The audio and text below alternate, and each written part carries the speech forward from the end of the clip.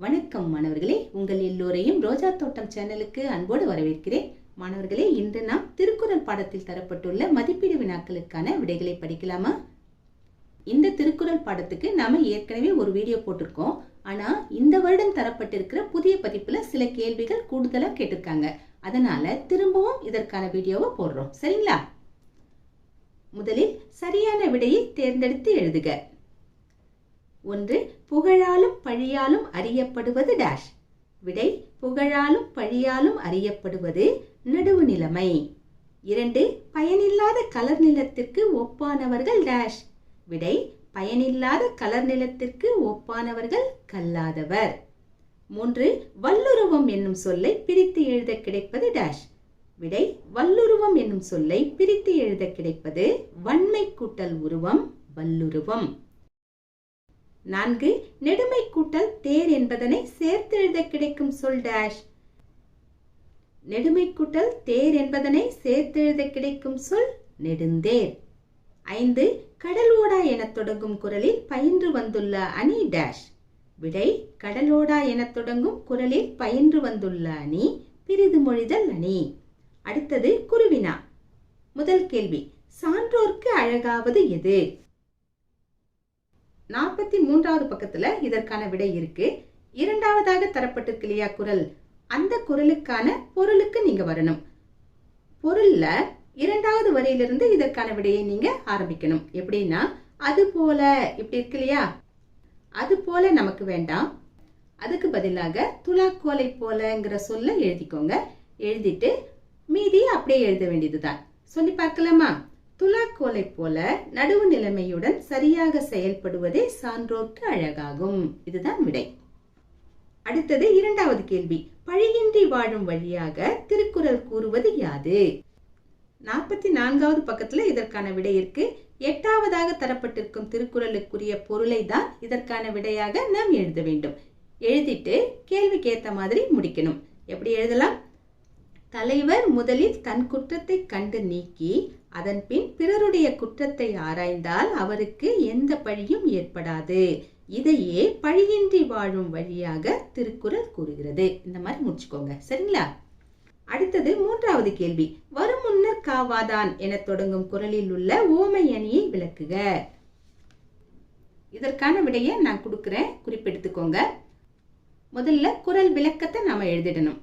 எப்படி எழுதலாம்? குறள் விளக்கம்: பழி வரும் முன்னே சிந்தித்து தம்மை காத்து கொள்ளாதவருடைய வாழ்க்கை நெருப்பின் அருகில் வைக்கப்பட்ட வைக்கோல் போர் போல அழிந்துவிடும். இதுதான் குறளுடைய விளக்கம்.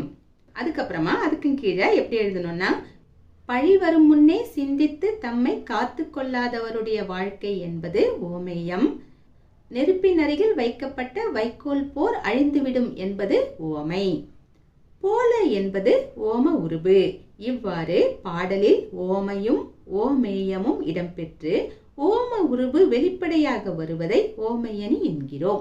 இப்படி எழுதி முடிச்சிருங்க. சரிங்களா? அடுத்தது 4வது கேள்வி: பிரிது மொழிதல் அணி என்பது யாது? 45வது பக்கத்துல இதற்கான விடை இருக்கு. அதாவது பாடத்தின் இறுதிக்கு வரணும். அங்க கட்டத்துல கொடுத்துருக்காங்க பாருங்க, ஓமை அணி கொடுத்துருக்காங்க, இல்பொருள் ஓமை அணி கொடுத்துருக்காங்க, கடைசியா பிரிது மொழிதல் அணியும் கொடுத்துருக்காங்க. நம்ம கிட்ட பிரிது மொழிதல் அணி தான் கேட்டிருக்காங்க இல்லையா? அப்போ அந்த முதல் 2 வரியை நாம எடுத்து எழுத வேண்டியதுதான். என்ன தந்திருக்காங்க? ஓமையை மட்டும் கூறி அதன் மூலம் கூற வந்த கருத்தை உணர வைப்பது பிரிது மொழிதல் அணி எனப்படும். இதை எடுத்து எழுதுங்க. அடுத்தது திருக்குறளை சீர்பிரித்து எழுதுக. 2 திருக்குறள் கொடுத்துருக்காங்க. முதல்ல என்ன கொடுத்துருக்காங்க? தக்கர் தகவலர் என்பது அவரவர் எச்சத்தால் காணப்படும். இப்படி ஒரே வரியில கொடுத்துட்டாங்க. இதை சரியான முறையில நாம எழுதணும். முதல் திருக்குறளை அப்படியே எடுத்து எழுத வேண்டியதுதான். நடுவு நிலைமைன்ற அதிகாரத்துல முதல் திருக்குறளா கொடுத்துருக்காங்க பாருங்க, தக்கர் தகவலர் என்பது அவரவர் எச்சத்தால் காணப்படும். இப்படி சரியான முறையில எடுத்து எழுதுங்க. அடுத்தது இரண்டாவதாக என்ன திருக்குறள் கொடுத்துருக்காங்க? தொடங்கற்க எவ்வினையும், இந்த மாதிரி கொடுத்துருக்காங்க. இந்த திருக்குறளை எப்படி எழுத வேண்டும்? 9வதாக தரப்பட்டிருக்கு பாருங்க, அந்த திருக்குறளை அப்படியே எடுத்து எழுத வேண்டியதுதான். என்ன தந்திருக்காங்க? இடனறிதல் அதிகாரத்துல இந்த திருக்குறள் இடம்பெறுது. எப்படி தொடங்குது? தொடங்கற்க எவ்வினையும் எல்லற்க முற்றும் இடங்கண்ட பின்னல்லது. இதை அப்படியே எடுத்து எழுத வேண்டியதுதான். அடுத்தது கோடிட்ட இடத்தை நிரப்புக. 1. வலியில் நிலைமையான் வல்லுருவம் டேஷ் புலியின் தோல் டேஷ் மேய்ந்தற்று. இப்படி கொடுத்துருக்காங்க. எப்படி எழுதலாம்? வலியில் நிலைமையான் வல்லுருவம் பெற்றம் புலியின் தோல் போர்த்து மேய்ந்தற்று. இப்படி எழுதலாம். 2. விலங்குடு டேஷ் அணையர் டேஷ் கற்றாரோடு ஏனையவர். இதை எப்படி எழுதுவது? விலங்குடு மக்கள், அணையர் இலங்கு நூல், கற்றாரோடு ஏனையவர். இப்படி எழுதலாம். மாணவர்களே, இன்று நாம் திருக்குறள் பாடத்தில் தரப்பட்ட மதிப்பீடு வினாக்களுக்கான விடைகளை பார்த்தோம். நாம் வேறு பாடத்தோடு மீண்டும் சந்திக்கலாம். டாடா, பாய்.